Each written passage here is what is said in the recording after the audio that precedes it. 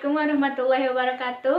Nama saya Risma Ramawati, NIM 20613129 dari kelompok 5. Nah, kali ini saya akan menjelaskan tentang material farmasi dan apa saja sih yang dipelajari dalam materi farmasi tersebut. Simak videonya. Nah, sebelum kita masuk ke materi inti yaitu materi farmasi, kita harus tahu dulu mengapa sih kita mempelajari material farmasi. Nah, karena material farmasi sangat penting kaitannya dengan dunia kefarmasian. Dan material farmasi itu sendiri mempelajari sifat material dari berbagai zat yang digunakan untuk membuat sediaan obat dan juga meliputi evaluasi akhir sehingga mampu membuat obat yang sesuai standar, aman, stabil sehingga sampai ke tangan pasien. Nah, kita masuk ke polimorfisme. Polimorfisme adalah suatu senyawa yang mempunyai struktur kimia yang sama dan orientasi struktur yang berbeda-beda. Polimorfisme memiliki dua tipe, yaitu tipe kemasan dan tipe konformasi. Contoh polimorfisme yaitu cocoa butter atau oleum cocoa, yaitu pengaruh suhu. Kita masuk kepada kelarutan.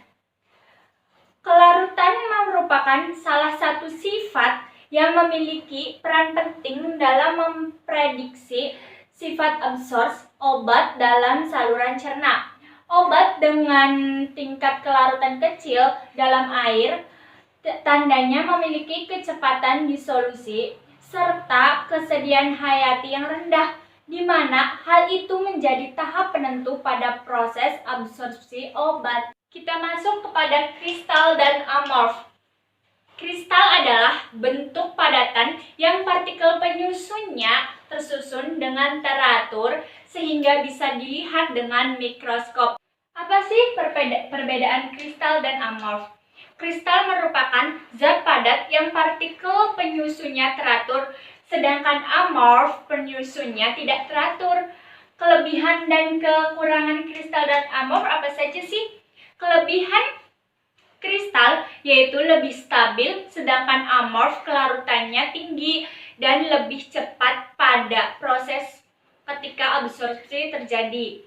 Nah, kekurangan kristal dan amorf yaitu kristal kelarutannya rendah, sedangkan amorf tidak stabil dan tidak memiliki struktur yang beraturan. Nah, kita masuk ke sulfat dan hidrat.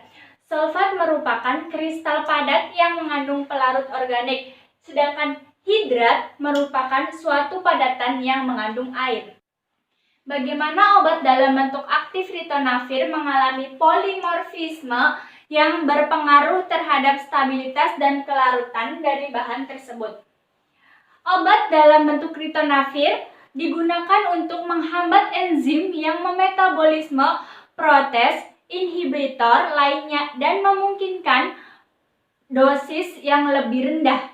Ritonavir dibuat formulasinya dalam bentuk kapsul, gelatin, dan larutan. Namun terjadi pengendapan. Kita masuk ke materi terakhir yaitu instrumen material farmasi. Nah, instrumen material farmasi ada 4, yaitu X-ray diffraction, spektrofotometer, DSC dan DTA, lalu titik lebur. Kita berikan salah satu contoh cara kerja dari 4 material tersebut, 4 instrumen material tersebut, yaitu spektrofotometer. Spektrofotometer sangat sederhana, yakni membandingkan antara blank dan sampel. Misal ada sebuah sampel air sungai yang ingin dinilai kandungan nikelnya, maka cara pengukurannya adalah hitung nilai serapan cahaya dasar atau blanknya terlebih dahulu. Setelah itu baru hitung serapan cahaya pada sampel air sungai. Mungkin itu saja pemaparan yang dapat saya sampaikan mengenai material farmasi. Jika ada salah kata, mohon maaf. Saya akhiri. Billahi taufik wal hidayah. Wassalamualaikum warahmatullahi wabarakatuh. Atas perhatiannya, terima kasih.